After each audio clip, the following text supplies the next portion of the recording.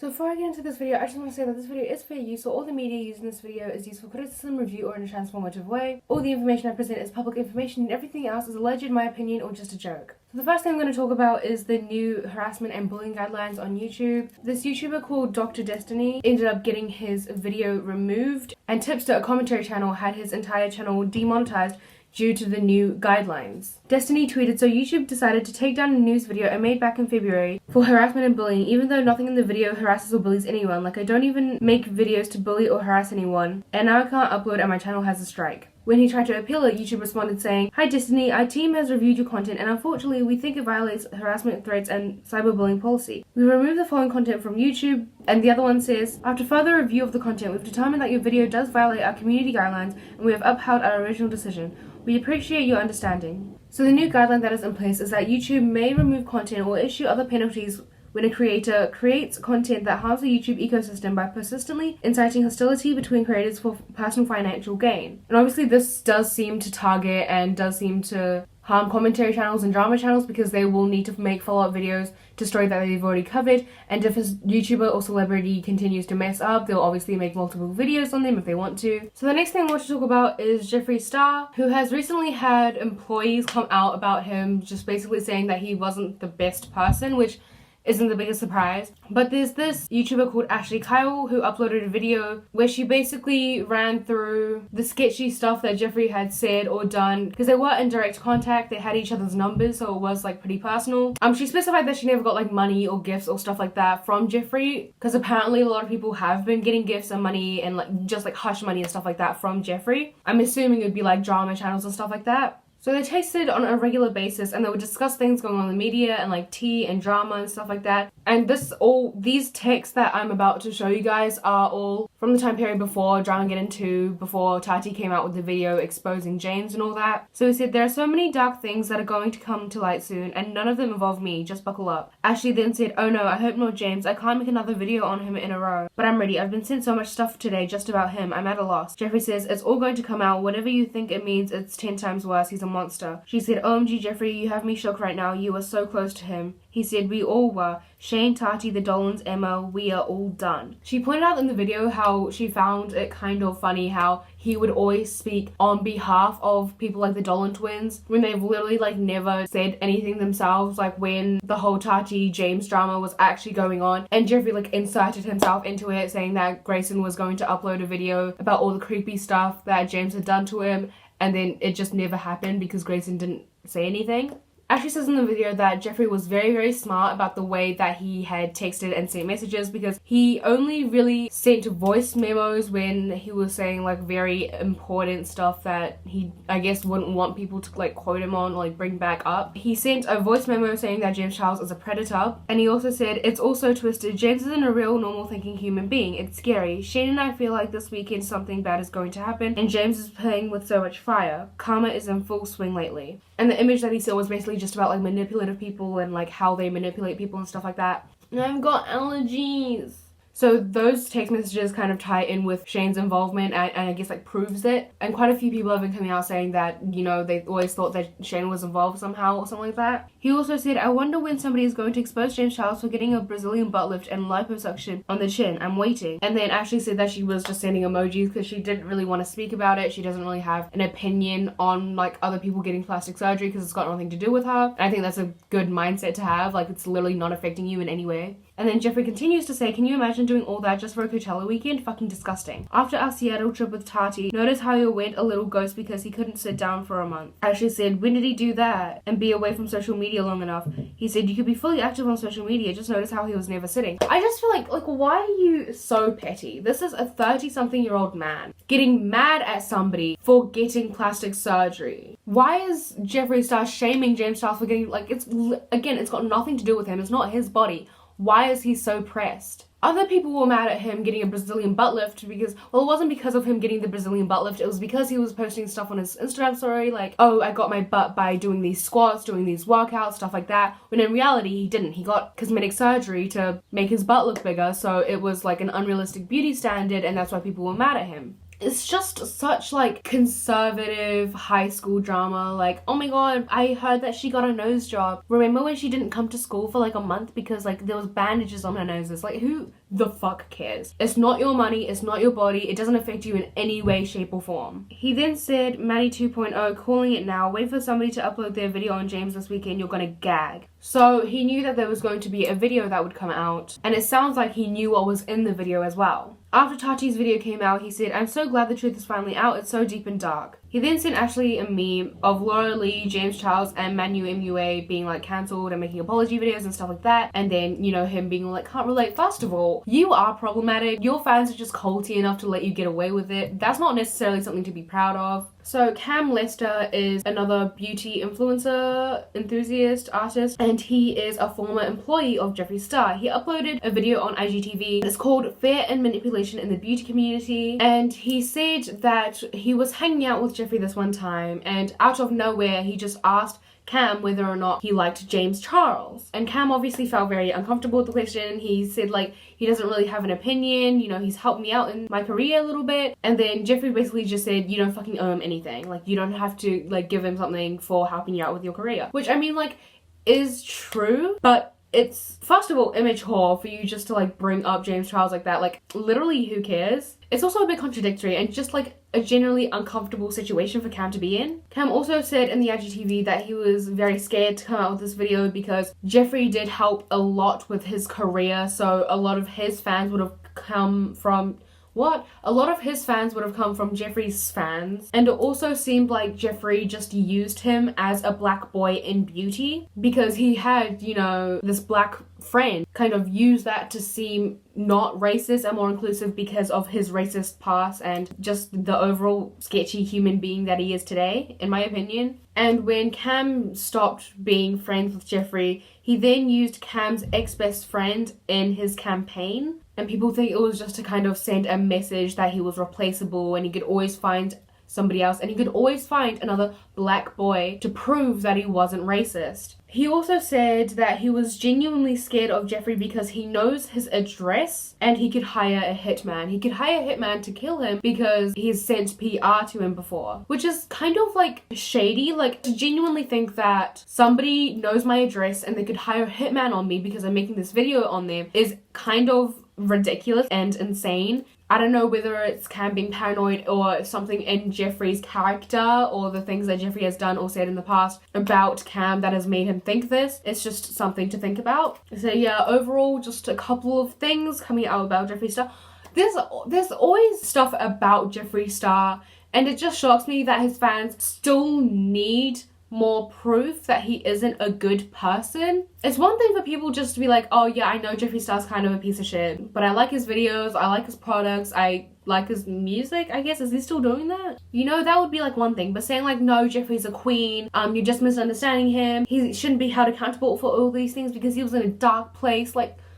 The next thing I want to talk about is 8 Passengers. A lot of stuff has been coming out about them recently and people are just wondering whether or not they're like abusive, neglective, stuff like that. Because firstly, their oldest son at age 15 played a couple pranks on his younger brother. He had woken him up at like 2 a.m. and told him that they were going to Disneyland, but they actually weren't going to Disneyland. And then he had hung his brother on the basketball hoop when they were playing basketball together, and so as a punishment he lost both his bed and his bedroom privileges, and he also had the door to his bathroom removed. I don't know if he had his own bathroom, but regardless, that's so fucking weird and gross. He was sleeping on a beanbag in the living room for the 7 months that he wasn't allowed to sleep in his bed or in his bedroom. And he was also previously at this wilderness camp for about 2 to 3 months. I think it's like just over 2 months.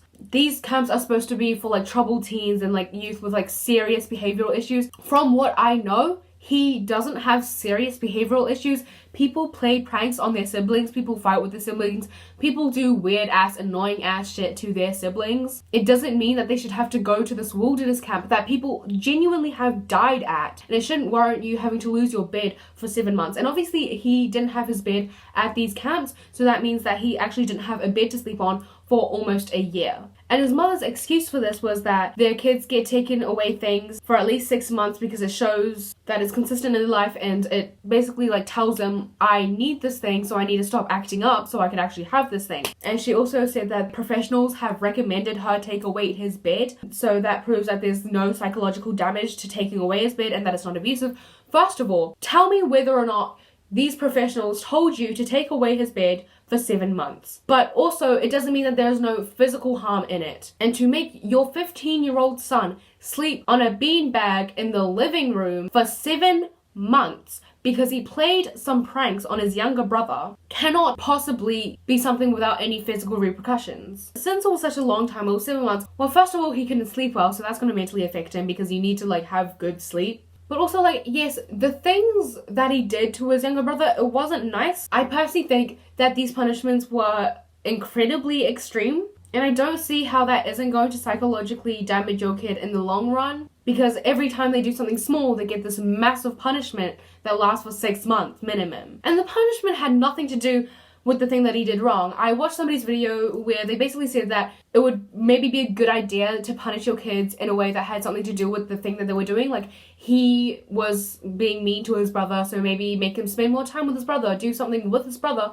that his brother wanted to do. There was no reason for his bed to be taken away because he was playing a prank on his brother. He also had no idea why. And they obviously just punish their kids a lot, because he said in the video, oh, I don't really know why I got punished. I don't know why I got my bed taken away for 7 months, but I think it was because I told my brother that we were going to Disneyland, and Ruby was like, yeah, you told him we were going to Disneyland, and you also hung him up on a basketball hoop. So the fact that he wasn't even really aware of why he was getting punished is an issue, because the whole point of punishments is to tell them that they shouldn't do it again. And the fact that it had nothing to do with the thing that he's being punished for is, I guess, up for debate. You kind of make your own decision on that. Previous punishments that have been made are like locking up all electronics and TV remotes for an entire summer. And it's like, it's summer, they're supposed to be having fun, they're off school. I mean, obviously some children are either willingly or forced to do, you know, summer jobs, house chores, stuff like that, which, I mean, isn't the most fun for them because they're supposed to be having time off, but for some people it is to like get extra money, get ahead of something else like schoolwork, stuff like that. But there's no reason to completely take away all electronics and TV remotes. There's literally no reason. The oldest son, the same one that got punished with the bed, he has not had his cell phone for an entire year, and Ruby has said that she doesn't plan on giving it back to him ever. One of their daughters has also not had their phone for 6 months, and Ruby has also said that she doesn't plan on giving the phone back to her either.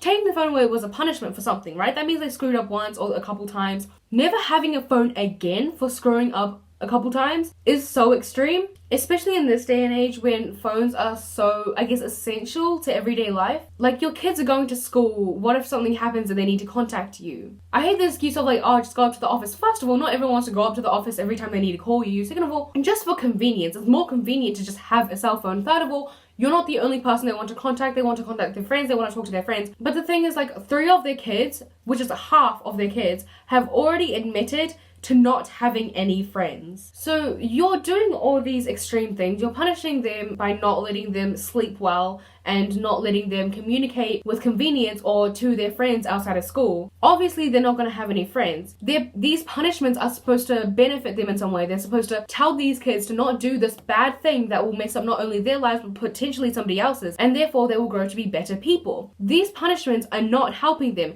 They don't have friends. Maybe the reason that your oldest son is acting out so much is because he doesn't have friends to go to. He literally has nobody to talk to except for maybe you, but you're kind of an asshole, and maybe his siblings who are younger than him. Maybe if you weren't treating them like utter pieces of shit, they would have friends and therefore they would be happier and wouldn't act out so much. Ruby also shares some very, very intimate things. I believe a lot of these videos have already been deleted off the face of the earth. She's filmed videos about her kids going through puberty. She had this video which a lot of people are bringing up. She basically went up to her daughter, I believe, and began having the talk with her. And the daughter was like, no, please, I don't want to do this now. And I believe the older son was there as well, and he was like, no, don't do this to her on camera. She doesn't need to have this on camera.